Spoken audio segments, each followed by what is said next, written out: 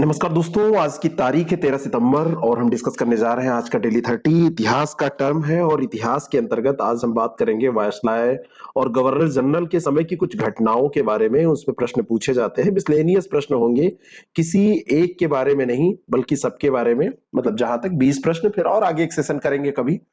और 10 क्वेश्चन आज के करंट अफेयर पर। चलिए शुरू करते हैं। पहला प्रश्न लेते हैं, भारत में किस वायसराय का कार्यकाल सबसे लंबा रहा? ब्रिटिश जो वायसराय यहाँ पर दिए हुए हैं, कर्जन, डफरिन, हार्डिंग, मेयो। इनमें से जो कर्जन का कार्यकाल है वो लगभग 7 साल रहा है। कर्जन का कार्यकाल 7 साल रहा है और डफरिन का कार्यकाल 5 साल रहा है। तो इनका 7 रहा है, इनका 5 रहा है। इनका कार्यकाल, ये हार्डिंग का 6 साल रहा है, इनका कार्यकाल 4 साल रहा है। 1889 से 1905 तक ये कर्जन रहा है। तो ए ऑप्शन इसका करेक्ट हो जाएगा। लॉर्ड कर्जन का कार्यकाल सबसे लंबे समय तक हो जाएगा।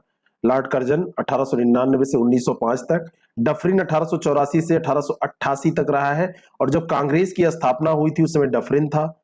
हार्डिंग कर्जन के बाद आता है ना, 1910 से 16 तक रहा है। और मेयो जो था, जनगणना जब हुई थी, है ना, 1869 में आया था और 72 तक ये रहा था, लगभग 4 साल। तो इसको आपको ध्यान रखना है।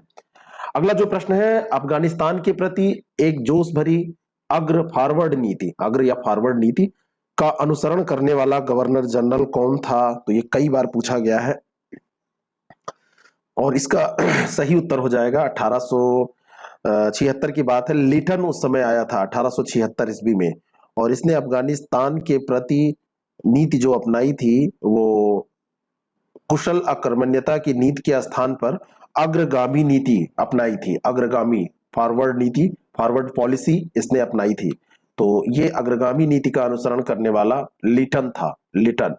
अगला जो प्रश्न है, निम्न में से कौन चतुराई पूर्ण निष्क्रियता की नीति के साथ जुड़ा था? जिनका भी एग्जाम है, जैसे हिस्ट्री से, अगर वो ये वीडियो देखते हैं, हिस्ट्री से कोई एग्जाम देते हैं, तो हिस्ट्री वाले दिन उनके लिए बहुत इंपॉर्टेंट प्रश्न मिल जाते हैं उनको। बाकी ये जीएस का सेशन होता है, जीआईसी जिनको देना है वो लगातार हम लोग क्लास कर रहे हैं, उसको देखें। तो चतुराई पूर्ण निष्क्रियता की नीति के साथ कौन जुड़ा था, ये अगर पूछा जाए तो ये जॉन लॉरेंस जुड़ा हुआ था।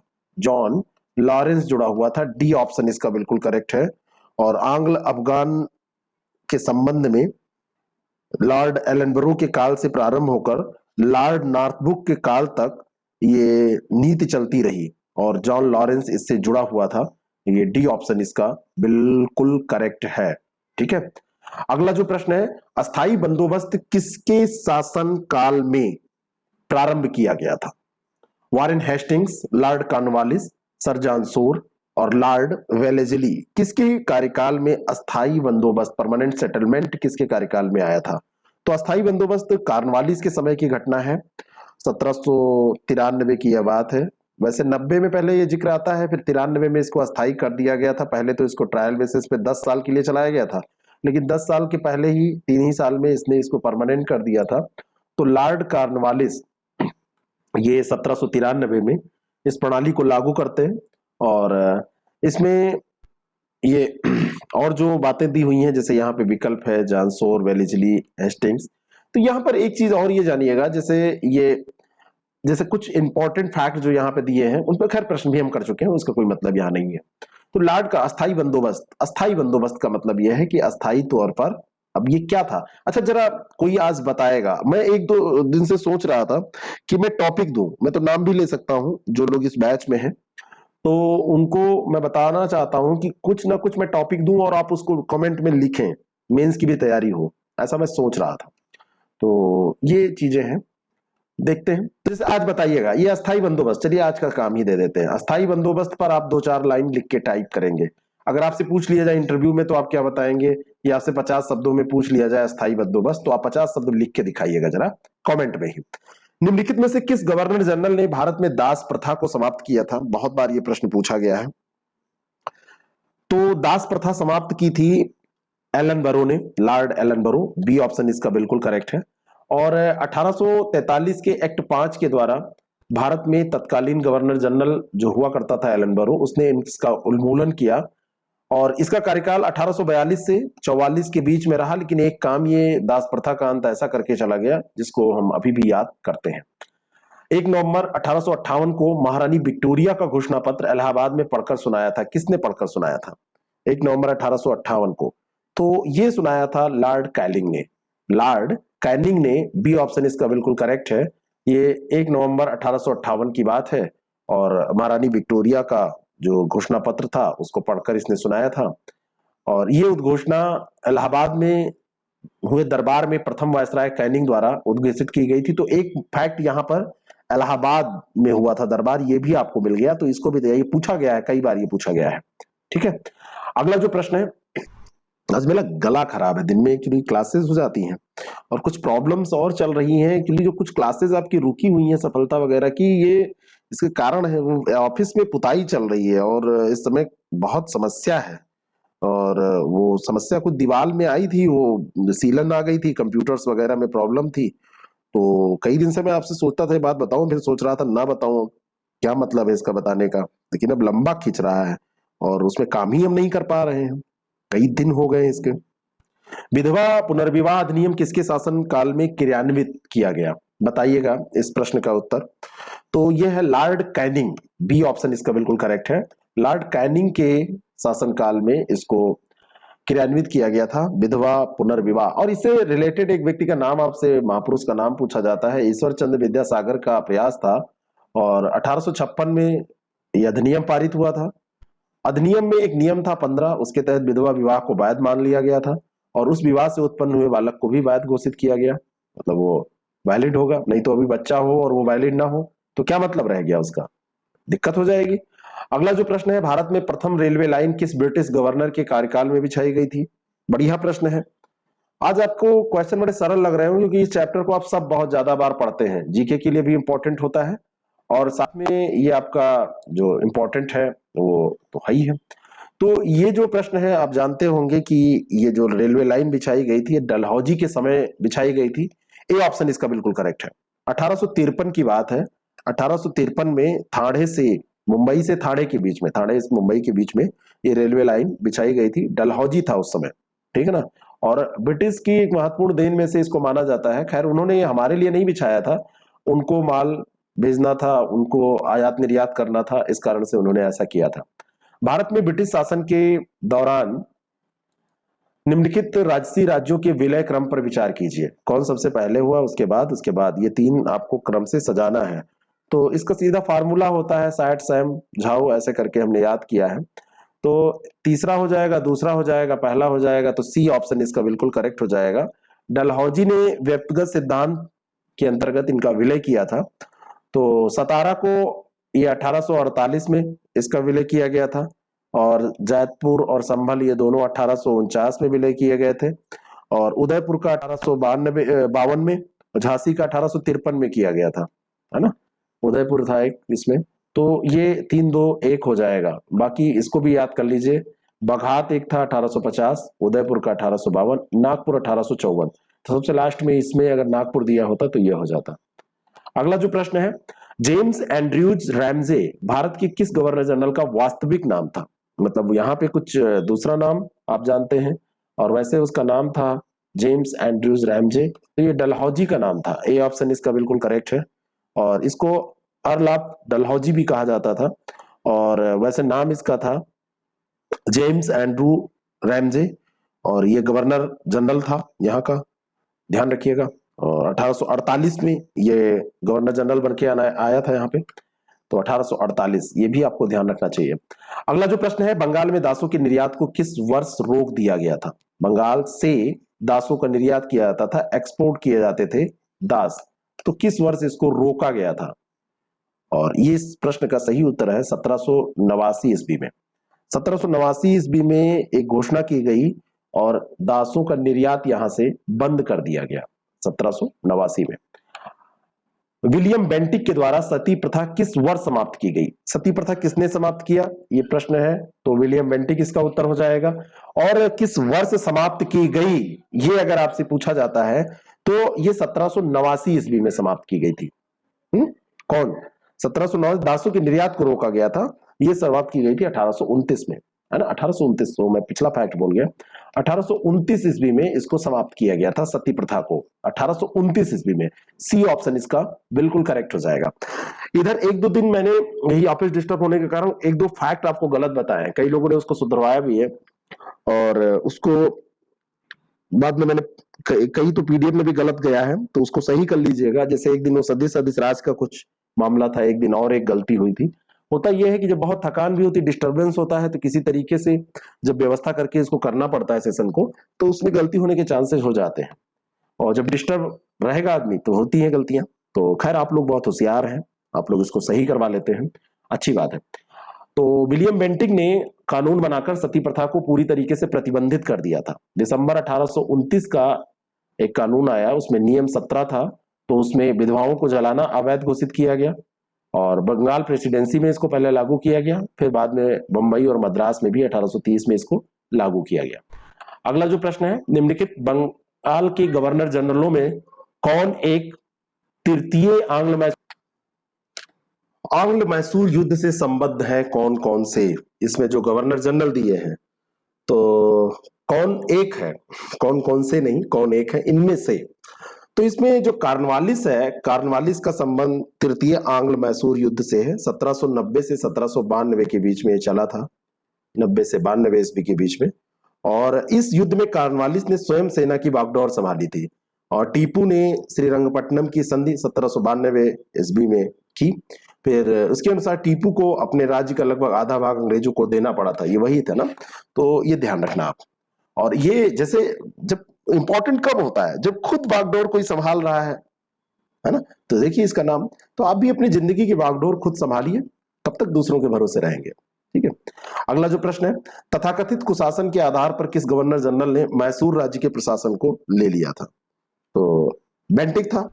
बेंटिक ने 1831 में, 1831 की बात है, मैसूर, और 1834 में कुग्र और कछार, 1834 में कुग्र और कछार, इन दोनों का क्या किया था?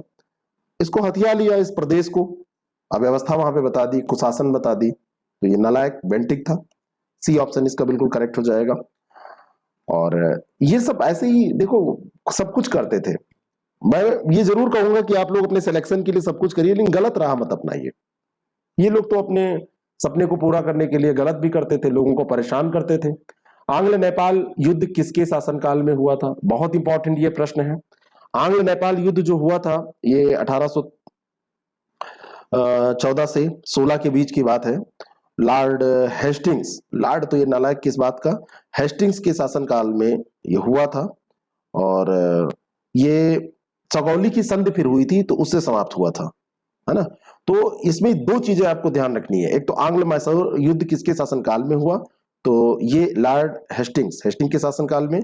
और संगौली की संधि इससे रिलेटेड है, ये चर्चा में भी कभी कभी आ जाती है जब नेपाल की बात आती है। तो संगौली की संधि के कारण ये मतलब ये समाप्त हो पाया था, और ये अभी भी चर्चा में रहती है, इसलिए कभी भी पूछी जा सकती है। अगला जो प्रश्न है, निम्नलिखित पर विचार कीजिए जिन्होंने लॉर्ड वेलेस्ली के साथ सहायक संधि भी की थी, और उनके द्वारा किए गए संधियों का सही कालानुक्रम नीचे दिए गए कोड से पता कीजिए। तो अब ये देखिए, हैदराबाद, मैसूर, अवध और सिंधिया यहाँ पर दिया है। ऐसे प्रश्न खूब पूछे जाते हैं आपसे। सबसे पहले, उसके बाद तो हैदराबाद, मैसूर, अवध, सिंधिया, यही क्रम ही है इसका।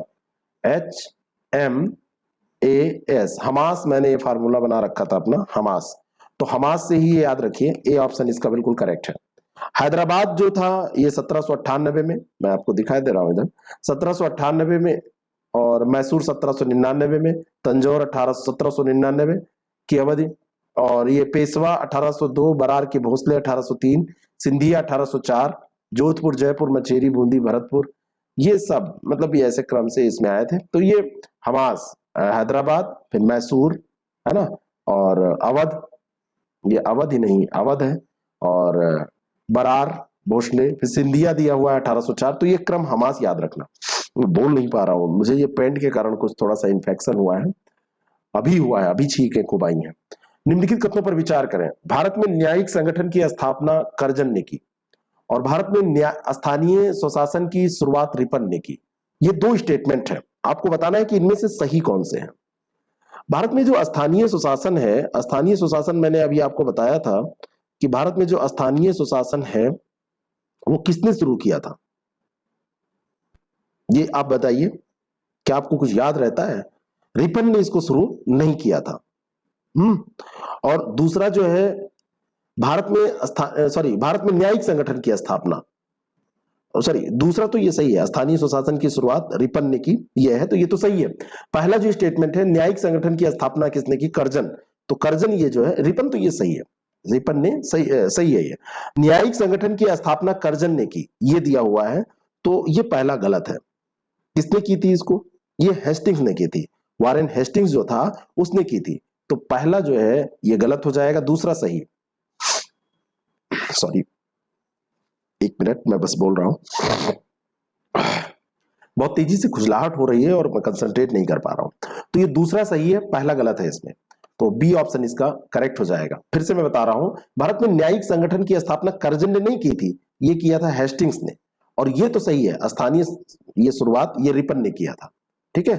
ये जो है ये भारत में स्थानीय सुशासन की शुरुआत रिपन ने, और बाकी ये इस व्यवस्था जो ये दीवानी फौजदारी कचहरी ये सब जो व्यवस्था जितनी भी है, ये सब वारेन हेस्टिंग्स, न्याय व्यवस्था वारेन हेस्टिंग्स, इसको ध्यान रखना। अगला जो प्रश्न है, द्वैत शासन का जनक किसे माना जाता है? Lord Clive, Hector Munro, Macaulay और लियोनिल कर्टिस, किसको माना जाता है? तो जो लियोनिल कर्टिस था ये वास्तव में द्वैत शासक का जनक था, फादर ऑफ, इसको क्या कहते हैं, डुफैट रूल। अंग्रेजी मीडियम वाले बताएं कि यह सही है। ये कभी कभी ये अंग्रेजी को गलत हो जाता है थोड़ा बहुत, लेकिन भाव समझ जाते हैं लोग, बहुत होशियार लोग हैं, और मुझसे बात भी हुई है इस मुद्दे पे।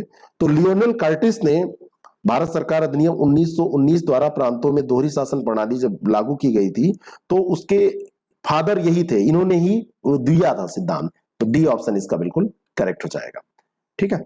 और आरक्षित विषय, हस्तांतरित विषय, यही दोहरी शासन प्रणाली थी, इसमें बांटा गया था। नेक्स्ट क्वेश्चन, रिंग फेंस नीति का संबंध इनमें से किससे है? रिंग फेंस, तो रिंग फेंस जो नीति है वो किससे संबंधित है? तो ये संबंधित है सुरक्षा प्रकोष्ठ की नीति भी इसको कहते हैं, घेरे की नीति कहते हैं, वारेन हेस्टिंग्स से। किससे? वारेन हेस्टिंग्स से संबंधित है। सी ऑप्शन इसका बिल्कुल करेक्ट है। वारेन हेस्टिंग मैसूर और मराठों के साथ युद्ध और अन्य भारतीय रियासतों के साथ बराबरी की पदवी प्राप्त करने की भावना से यह काम कर रहा था, ठीक है। तो सी ऑप्शन इसका बिल्कुल करेक्ट हो जाएगा। और इस समय कंपनी ने अपने राज्य के चारों ओर मध्य राज्य बनाने का प्रयत्न किया था, अपने राज्य की रक्षा करने के उद्देश्य से यह सब काम उसने किए थे। अगला जो प्रश्न है, निम्नलिखित कथनों पर विचार करें। रॉबर्ट क्लाइव बंगाल के प्रथम गवर्नर जनरल थे, और दूसरा है कि विलियम बेंटिंक भारत के प्रथम गवर्नर जनरल थे। अब ऐसे में तो एक ही सही होता है, कोई दोनों तो सही होंगे नहीं, क्योंकि प्रथम और गवर्नर जनरल ही पूछा जा रहा है, तो दूसरा यहां पर सही है, क्योंकि बेंटिक जो थे प्रथम गवर्नर जनरल थे, है ना। वारेन हेस्टिंग्स को 1774 में बंगाल का प्रथम गवर्नर जनरल नियुक्त किया गया था, बंगाल का, और यहां पे कह रहा है भारत का, है ना।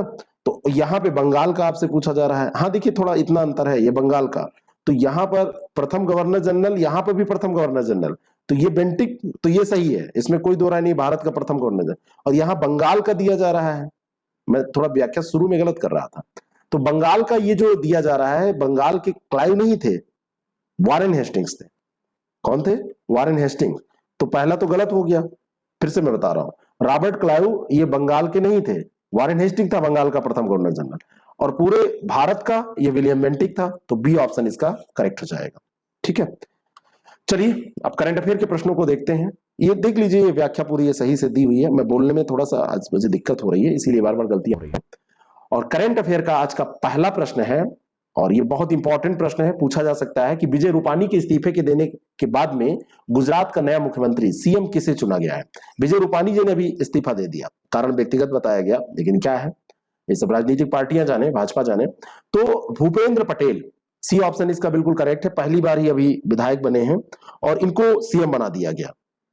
और घाटलोदिया विधानसभा सीट है, वहां से ये भाजपा के विधायक हैं, पेशे से सिविल इंजीनियरिंग डिप्लोमा इन्होंने कर रखा है, और ये जो है इन्होंने Sardar Dham, World Umiya Foundation, Patidar Trust, इन सब में कई पदों पर काम किया है। अभी एक इस पे भी प्रश्न आएगा सरदार धाम पे, आगे हम करने वाले हैं।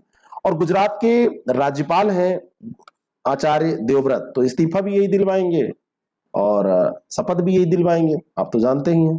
तो इन्होंने जो है मतलब अब कोई विश्वास मत हासिल करेगा या अपनी सरकार बनाने के लिए कहाँ जाएगा, राज्यपाल के पास ही जाएगा। तो ये भूपेंद्र पटेल बन गए। अगला प्रश्न है, फार्मूला 1 इटालियन ग्रांड प्री 2021 का खिताब किसने जीता? और इस प्रश्न का सही उत्तर है डेनियल रिचार्डो। डेनियल रिचार्डो ने ये जीता है, बी ऑप्शन इसका बिल्कुल करेक्ट है। और डेनियल रिचार्डो ने ये जो खिताब जीता है 2021 का ये खिताब है, 9 साल से प्रयास कर रहे थे, ये पहली जीत उनको ये मिली है। और F1 रेस में लैंडो नॉरिस दूसरे स्थान पर रहे हैं, ये ध्यान रखना है आपको। और वाल्टेरी बोटास ये जो है तीसरे स्थान पर रहे। तो डेनियल रिचार्डो आप नाम याद रखिए, बाकी आपको गाथा से नहीं मतलब है, पूछा जाएगा तो यही पूछा जाएगा। बाकी जब भारत का कोई होता है तो उससे पूछा जाता है। भारत निम्नलिखित में से किसके साथ 2+2 वार्ता आयोजित करता है? अभी ऑस्ट्रेलिया के साथ भारत ने 2+2 वार्ता आयोजित किया है, ये मंत्री स्तरीय वार्ता होती है 2+2।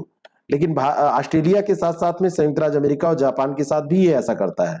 डी ऑप्शन बिल्कुल करेक्ट हो जाएगा। इन देशों के साथ इसके दो, जैसे इधर के और उधर के समानार्थी व्यक्ति बैठेंगे मंत्रिमंडल के और बातचीत करेंगे, 2+2 यही मतलब है, दो लोग उधर से आएंगे, है ना। चीन जब अपना हाथ पांव फैलाने लगता है तो ये लोग वार्ता करने लगते हैं कि इसको कैसे कंट्रोल किया जाए। ठीक है, बात समझ में आ रही है। तो समग्र रक्षा और रणनीतिक सहयोग को बढ़ाने के लिए ये सब अक्सर होता रहता है। कौन किसमें क्या किया इसमें इतना इंपॉर्टेंट नहीं है, लेकिन जो ऑस्ट्रेलिया की वार्ता हुई है देख लेते हैं। भारतीय प्रतिनिधि मंडल जो था इसमें विदेश मंत्री एस जयशंकर और राजनाथ सिंह हमारे रक्षा मंत्री ये थे, और ऑस्ट्रेलियाई इन्हीं के समकक्ष मारिसे पायने और पीटर डट्टन थे। अमेरिका और जापान के साथ भी ऐसा होता है। नेक्स्ट क्वेश्चन, अगला जो प्रश्न है इसका उत्तर दीजिए। हाल ही में प्रधानमंत्री नरेंद्र मोदी ने वीडियो कॉन्फ्रेंसिंग के जरिए सरदार धाम भवन का उद्घाटन किया, ये कहां पर स्थित है? अहमदाबाद, पुणे, गांधीनगर, बड़ोदरा, कहां पर स्थित है? ये जो भवन है ये फेज 2 फेजों में बटा है। पहला फेज, दूसरा फेज कन्या छात्रालय है, बालिका छात्रावास जिसको कह सकते हैं। इसका भूमि पूजन अभी किया गया है और पहले फेज का उद्घाटन किया गया है वीडियो कॉन्फ्रेंसिंग के जरिए प्रधानमंत्री नरेंद्र मोदी के द्वारा। गुजरात के अहमदाबाद में ये स्थित है ना, सरदार धाम भवन है। ठीक है, तो ये ए ऑप्शन इसका बिल्कुल करेक्ट हो जाएगा, सरदार धाम भवन। वही हमारे जो आयरन मैन सरदार वल्लभ भाई पटेल उन्हीं को ये समर्पित है। विश्व पाटीदार समाज के द्वारा ये डेवलप की गई है ये परियोजना। ये देखिए, समाज इतने बड़े बड़े हो जाते हैं तो कि वो इतनी बड़ी बड़ी चीजें, इतनी बड़ी बड़ी परियोजनाएं विकसित कर लेते हैं, इतना पैसा होता है। यूनिटी में बड़ी ताकत है। अगला जो प्रश्न है, हाल ही में भारत की सबसे बड़ी ओपन एयर फर्नरी का उद्घाटन कहां किया गया? इंपॉर्टेंट प्रश्न है। तो ये जो ओपन एयर फर्नरी है उसका उद्घाटन किया गया है कहां पर? ये रानीखेत में किया गया है। रानीखेत अपना उत्तराखंड में। और ये जो ओपन एयर फर्नरी है इसमें क्या है, ये फर्न प्रजातियों के संरक्षण के लिए है, ये काम करेगी। बड़ी संख्या में फर्न प्रजातियों का ये घर बनाया गया है। फर्नरी में फर्न प्रजातियों का सबसे बड़ा संग्रह होगा। Jawaharlal Nehru tropical botanical garden and research institute जो है तिरुवनंतपुरम में के बाद ये दूसरे स्थान पर इसका नंबर आएगा। तो ये स्थान आपको ध्यान रखना है। और जिन लोगों ने उत्तराखंड का फॉर्म भर दिया है पीसीएस का, उनके लिए तो बहुत इंपॉर्टेंट प्रश्न है, समझ लीजिए छप चुका है पेपर में। भारत के पहले परमाणु मिसाइल ट्रैकिंग जहाज का नाम क्या है? और इस जहाज का नाम है आईएनएस, क्या सब में तो आईएनएस लगा है, ध्रुव। सी ऑप्शन इसका बिल्कुल करेक्ट हो जाएगा। आंध्र प्रदेश के विशाखापत्तनम से अभी इसको शुरू किया गया है और डीआरडीओ और एनटीआरओ के द्वारा इसको डेवलप किया गया है। डीआरडीओ और राष्ट्रीय तकनीकी अनुसंधान संस्थान, National Technical Research Organisation NTRO के सहयोग से हिंदुस्तान शिपयार्ड लिमिटेड के द्वारा 10,000 टन उपग्रह और बैलिस्टिक मिसाइल ट्रैकिंग जहाज का इसका निर्माण किया गया है। लंबी दूरी पर परमाणु मिसाइलों को ट्रैक करने में सक्षम हो जाएगा। पाकिस्तान और चीन से लॉन्च की गई बैलिस्टिक जो मिसाइलें होंगी उनको ट्रैक कर पाएगा। फ्रांस, अमेरिका, ब्रिटेन, रूस और चीन के बाद भारत भी इस क्लब में शामिल हो गया है। ठीक है ना, उसके पास भी अब आईएनएस ध्रुव हो गया है। अगला जो प्रश्न है, यूएस ओपन पुरुष एकल फाइनल में नोवाक जोकोविच को हराकर किस खिलाड़ी ने अपनी पहली ग्रैंड स्लैम ट्रॉफी जीती है? उनका नाम क्या है? तो इनका नाम है डेनियल मेदवेदेव। ए ऑप्शन इसका बिल्कुल करेक्ट है। अभी इस पर एक वीडियो भी हम डिस्कस कर देंगे इसके पूरे रिजल्ट पे, लेकिन फिलहाल आप ये जानिए इसमें पुरुष वाले पे मैंने बना लिया है, महिला वाला मैं आपको व्याख्या में बता रहा हूं, इसको भी याद करना है। डेनियल मेदवेदेव जो है न्यूयॉर्क के आर्थर एस स्टेडियम में यूएस ओपन पुरुष फाइनल में नोवाक जोकोविच को हरा दिए हैं और अपनी पहली ग्रैंड स्लैम ट्रॉफी इन्होंने जीती है। और महिला जो वर्ग है, महिला वर्ग में ग्रेट ब्रिटेन की टेनिस खिलाड़ी हैं एमा रादुकानु, इन्होंने कनाडा की लेला एनी फर्नांडीज इनको हराया है यूएस ओपन महिला एकल फाइनल में, ये ध्यान रखना है आपको। नेक्स्ट क्वेश्चन, अगला जो प्रश्न है, जिम लैंजोन कौन है? जिम लैंजोन, जिम लैंजोन अभी चर्चा में आए हैं, इनको याहू ने नया सीईओ बनाया है अपना, बी ऑप्शन इसका बिल्कुल करेक्ट है। कार्यकारी अधिकारी इनको नियुक्त किया है याहू ने, और वर्तमान में डेटिंग ऐप टिंडर जो है ना उसके सीईओ के रूप में कार्यरत थे। टिंडर में अकाउंट आप लोगों के होते हैं? मतलब ये सब आजकल ये क्या होता रहता है, डेटिंग करते हैं लोग, इससे मिलते हैं।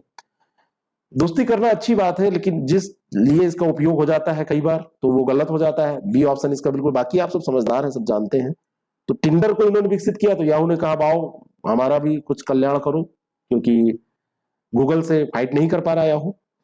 अगर आप जीआईसी लेक्चरर का एग्जाम दे रहे हैं तो हमारी सारी सीरीज तो देखें ही। अभी भी आप, कई लोगों को कंफ्यूजन है कि 2 टेस्ट बचे हैं केवल 14-15 तारीख को, तो क्या आप लेंगे तो पुराने टेस्ट मिलेंगे? सब टेस्ट मिलेंगे आपको, सारी टेस्ट सीरीज आपको मिलेगी, कोई दिक्कत नहीं है। और आप छोटे 40-40 क्वेश्चन के सेट हैं, कर भी सकते हैं। 6307281212 ये हमारा कॉन्टेक्ट नंबर है, इस पर व्हाट्सएप करके कोई भी टेस्ट सीरीज जानकारी आप ले सकते हैं, पीसीएस की हो, आरओ की हो, किसी की भी। चलिए आगे बढ़ते हैं, अगला प्रश्न देखते हैं। खेल में अपनी उत्कृष्ट उपलब्धियों के सम्मान में प्रतिष्ठित 10 वर्षीय दुबई गोल्डन वीजा प्राप्त करने वाले दुनिया के पहले पेशेवर गोल्फर कौन बने हैं? इसमें महिला पुरुष दोनों भी हो सकते हैं, पेशेवर गोल्फर बनी है आप कह लीजिए। अदिति अशोक, दीक्षा, ये सब पेशेवर गोल्फर हैं। जीव मिल्खा सिंह ये बने हैं, इनको अभी दुबई गोल्डन वीजा दिया गया है। ठीक है, तो सी ऑप्शन इसका बिल्कुल करेक्ट हो जाएगा, जीव मिल्खा सिंह है। और 10 वर्षीय दुबई गोल्डन वीजा है, और अभी ये जो दिया गया है इनको, तो कई टूर्नामेंट में ये मतलब दुबई में भी जाते रहते हैं। तो 2001 के दुबई डेजर्ट क्लासिक के दौरान जीव ने उस समय एक विश्व रिकॉर्ड भी स्थापित किया था। ठीक है, तो ये सब रिकॉर्ड क्या बनाया वो तो अलग बात है। दुबई में जिन अन्य खिलाड़ियों को गोल्डन वीजा मिला हुआ है उनमें फुटबॉल खिलाड़ी क्रिस्टियानो रोनाल्डो हैं, पाल पोग्बा हैं, रॉबर्टो कार्लोस है, लुइस फिगो है, रोमेल लुकाकू हैं, और नोवाक जोकोविच हैं, सानिया मिर्जा हैं, उनके पति क्रिकेटर शोएब मलिक हैं, शाहरुख खान को मिला है और संजय दत्त को मिला है। ये खिलाड़ी नहीं है, ये बॉलीवुड स्टार है, तो अब स्टार इनको बोला जाता है। ठीक है, स्टार है। तो ये जो है चीजें ध्यान रखिएगा, पूछा जा सकता है आपसे। और अंतिम प्रश्न है, इस प्रश्न का उत्तर दीजिए। कहां चला गया भाई अंतिम प्रश्न हमारा? अंतिम प्रश्न, हाल ही में एडोब इंडिया के उपाध्यक्ष और प्रबंध निदेशक के रूप में किसकी नियुक्ति की गई है? आज नियुक्तियां बड़ी हुई है, मतलब कल हुई थी, कल परसों में। तो इसमें अभी प्रतिभा महापात्रा को एडोब इंडिया के उपाध्यक्ष और प्रबंध निदेशक के रूप में नियुक्त किया गया है। इनका नाम थोड़ा सा, प्रतिभा महापात्रा थोड़ा अलग नाम है। और ये जो है ये एडोब के भारत के जो व्यवसाय का नेतृत्व करेंगी, एशिया पैसिफिक के एडोब के अध्यक्ष अभी साइमन टेट हैं, उनको रिपोर्ट करेंगी। एडोब के सीईओ शांतनु नारायण हैं, स्थापना 1982। एडोबी रीडर जो आप प्रयोग करते हैं ना, एडोबी आप कहते हैं ना उसको, तो वही एडोब है ये, इसके रीडर पे आप पढ़ाई करते हैं। एडोब का मुख्यालय कैलिफोर्निया में है, संयुक्त राज्य अमेरिका में। शांतनु नारायण की है, भारतीय मूल की। तो ये आपको कैसा लगता है सेशन, जरूर बताएं, और बाकी हमसे जुड़े रहें, हमारे प्रोग्राम से भी और जुड़े, उनका लाभ उठाएं। Thank you so much.